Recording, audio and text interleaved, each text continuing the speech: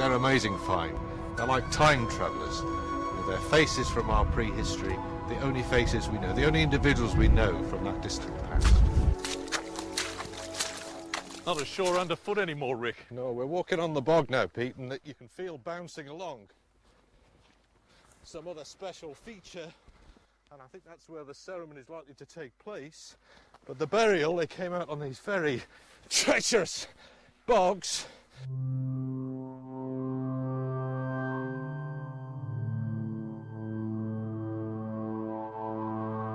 Rick, why is the discovery of these bodies so important?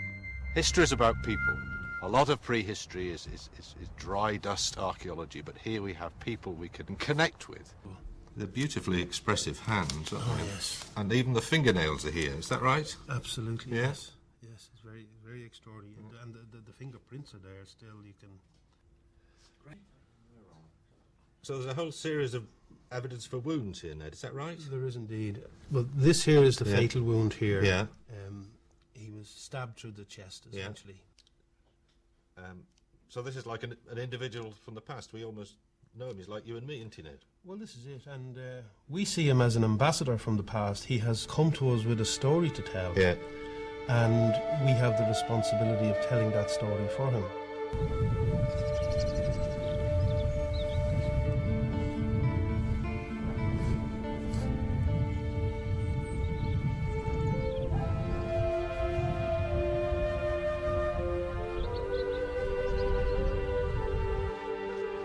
Where were the bodies found, Ned?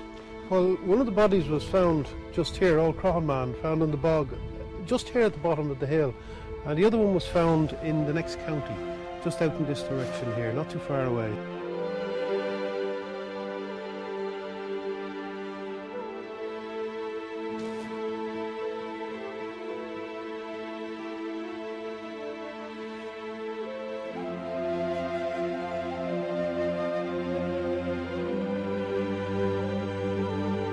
And they were brutally attacked, weren't they? Oh, absolutely, terribly badly injured. Which appeared to be a nice sharp, and there's a slightly more irregular cut through the rib here. Might be an indication that he has been tortured. I bet you this was a cold case you'd never thought you'd work on. It certainly is one I wouldn't have dreamed of being involved in. It's just fascinating to use the principles that we use today and apply them to something that happened 2,000 years ago. You wouldn't believe it, would you? They actually had made attempts to dismember this body, and quite violently, and it had taken a fair number of blows from a sharp instrument to sever the head from the body, and then also to try and sever the lower end of the body. So it was particularly violent. Were you taken aback by just how horrible it was? I was, and I haven't been a forensic pathologist for 20 years now, so I've seen some awful sights in my time. But this probably was one of the most violent assaults that I've seen on someone. They'd be carrying the body out, perhaps in some form of procession, and then they'd reach a feature like this, a natural pool in the bog, and I think this is where most of the bodies would have been buried. What's special about these pools is that they're dominated by this sphagnum moss, this bright green moss. The victim would be carried out across the moss, where they could force the body underneath the ground. It's like suspending them in a halfway between life and death. Why do you think they were sacrificed? Maybe a famine or an invasion or some crisis in the local society. And I think perhaps that people may be the most valuable thing they have to offer.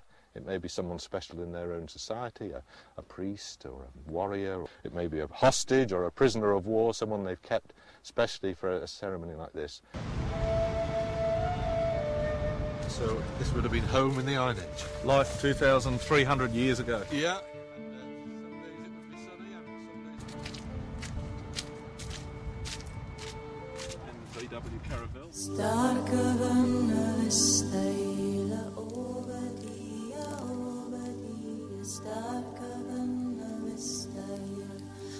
We always underestimate people in the past. We'd be surprised how sophisticated they were. And they're no different to you and me. They're exactly the same people. You know, there's no difference at all. So they'd have the same hopes and fears and aspirations that you and I would have. There had to be more to it, and so working on that assumption and the distribution of the hair gel and so forth, this is how we think Cloney Cavern was in life. And it exactly replicates the kind of style you see in some of the artistic representations when the Romans sculpted. I don't think it's too unrealistic to say that you could see this man walking down the street today. Oh, totally. I mean, that's why punks are so fantastic. They're extraordinary hairstyles. I mean, you've got the dyes and the different colours, but the shaving, just like the modern material and used for exactly that same purpose. And it's still working, you know, several thousand years after being applied. So that's pretty resounding sort of endorsement of this product. It sounds like it. He was the metrosexual of his time. Absolutely, the David Beckham of his day, you know, very, very stylish.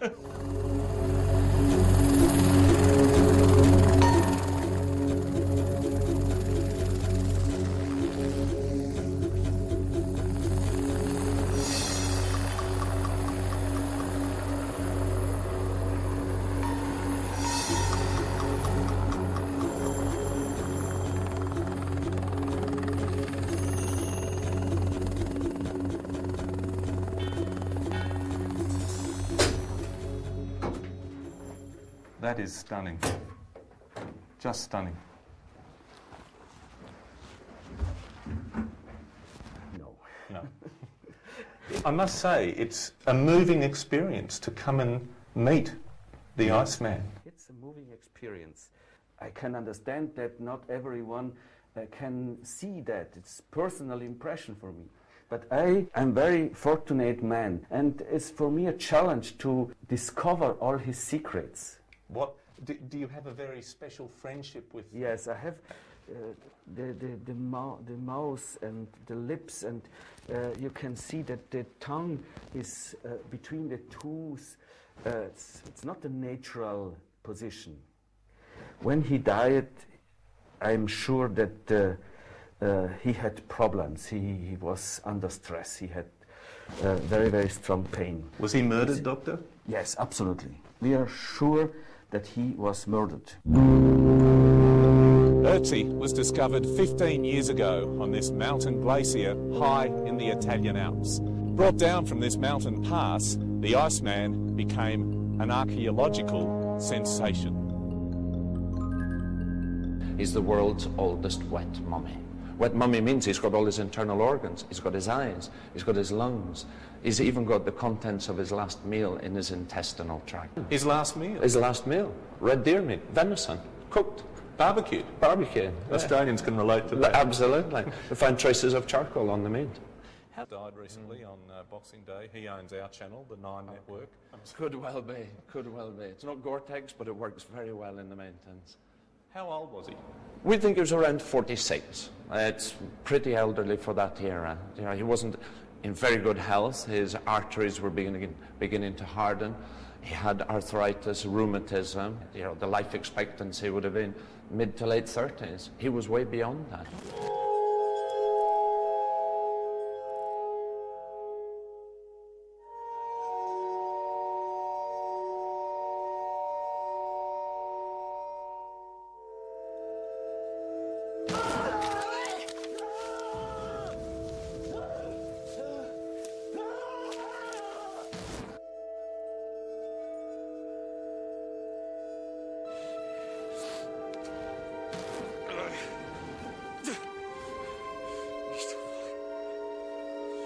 He would have been in enormous pain. He could have felt that his life was ebbing away from him. But we still think he managed to escape. Because if he had been found by his attackers, they would have stripped him. They wouldn't have left him a copper-bladed axe. They wouldn't have left him with a bearskin hat. So he still had that energy and strength for an elderly man in pain to escape. And he gets my respect for that. Science tells us so many things. It tells us about them as people, what they looked like, how tall they were, whether they were covered with paint or wearing clothes, what they eat, and all those interesting facts. But in the end, science isn't enough. You have to go that one step further and use your imagination.